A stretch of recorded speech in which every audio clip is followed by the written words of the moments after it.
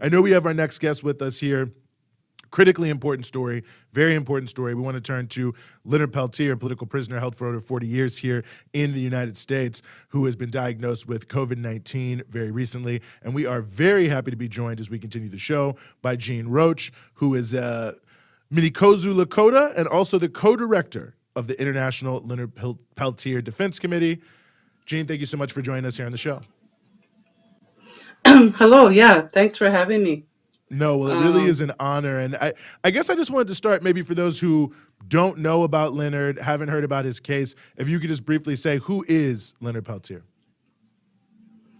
Basically, he's a Native American political prisoner that's been in prison on February 6th will be 46 years. Even though there has been numerous evidence that he was not given a fair trial. His co-defendants were also acquitted on the basis of self-defense. The FBI attacked the people in Oglala that day in 1975. So Leonard's been in there for a long time. He has worldwide recognition from several different people. You got the Dalai Lama, you have Nelson Mandela. The list just goes on and on. He reason he's been targeted is through a program that's called COINTELPRO that had targeted different movements in the early 60s and late 70s. But anybody that was viewed as a threat to their ideology, basically was targeted. And many members of the American Indian movement were part of the target. Some were jailed, some got out. But Leonard has been in there for a long time. And one of the things is all that we always talk about the numerous people that have been victims. People have been abused. Not only Leonard, but we have whole communities in Pine Ridge that have been by the feds. They totally disrespect rights. They continue the genocidal cycle that we've been experiencing since contact day one. They've killed Sitting Bull, they've killed Crazy Horse, and a lot of that was based on fear. We have treaties in this, or nations are sovereign nations, and we have treaties. Half of South Dakota and parts of Nebraska and Wyoming are part of this treaty, and those rights are totally ignored. And Leonard stands up for a lot of these things that we're talking about, Representative. Leonard has recently been diagnosed with COVID-19. Obviously, this is a critical situation for potentially anyone who gets it. What is the situation now, and is he being provided with the appropriate health care, or what's his situation? Well, basically, we don't know. When you have somebody in prison, they make the decisions, even though we have HIPAA laws and they should let the families know. But we found out, that they don't do that.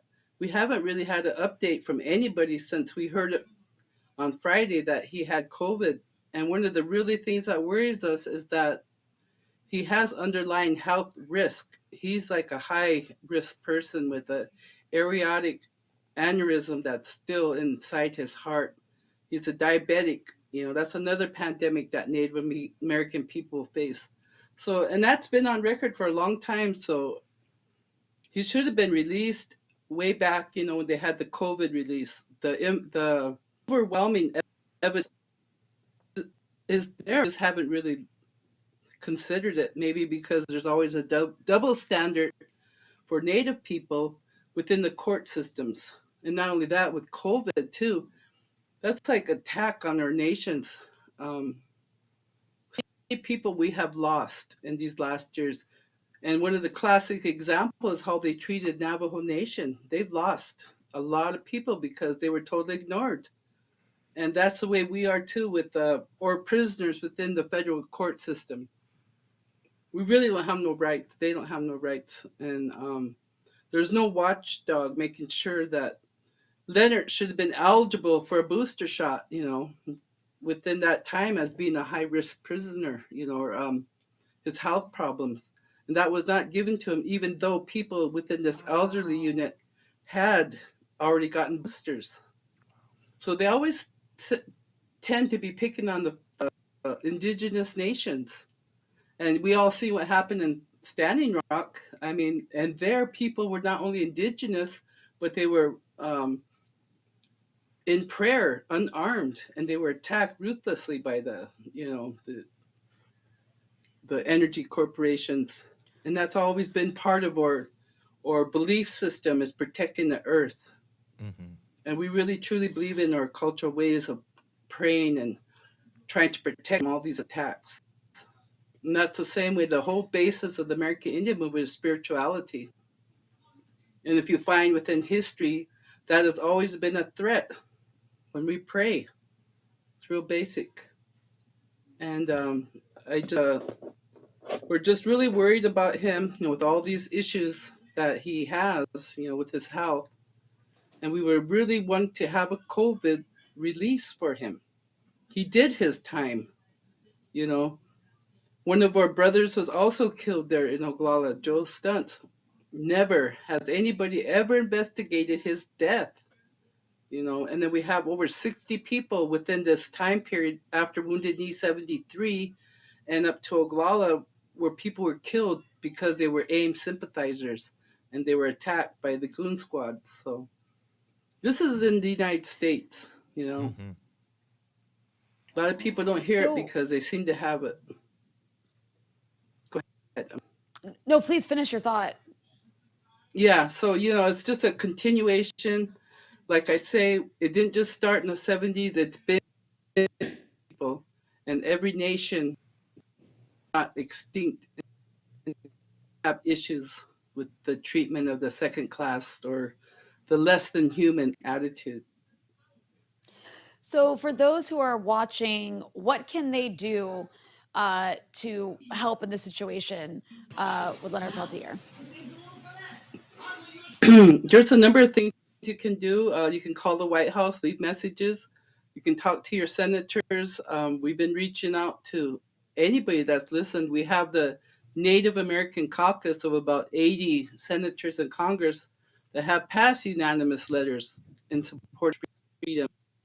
This goes on. We get a lot of really good support, but they just don't listen to us. They had the little clip with the White House press secretary that actually just kind of like gave attitude. I mean, I think that when you're a journalist, you actually a messenger. And who is blocking these messages from going to Biden? That's my question. Because it's been going on for a long time, 46 years, and the evidence is overwhelming. I don't know. I just Mm-hmm. feel we can um, news programs like this, it helps just to get the word out. A lot of people over in Europe, they have um, taken a lot of steps. They really understand what our movement and what our plight is. We don't want no special treatment. We just want to be treated as humans. And or Leonard needs to be recognized and let out of prison for what has happened to him. Anybody else, they would never be there. And the United States champions being the human rights person of the world, but we know a different story, and Mm-hmm. it started way back when they massacred my nation of people in Wounded Knee, unarmed, you know, and that's not the only massacre that's happened in Indian country, but we're still here to tell about it. Mm-hmm. I absolutely appreciate, not only that, but you being willing to come on and talk to us about Leonard. And I know that there's a petition and several other places that people can come to the fore. And I'll just say, I hope they do, because obviously this is critically important. It's been far too long. One day is even more. Gene Roach, thank you so much for joining us here on the Freedom Side. Thank you.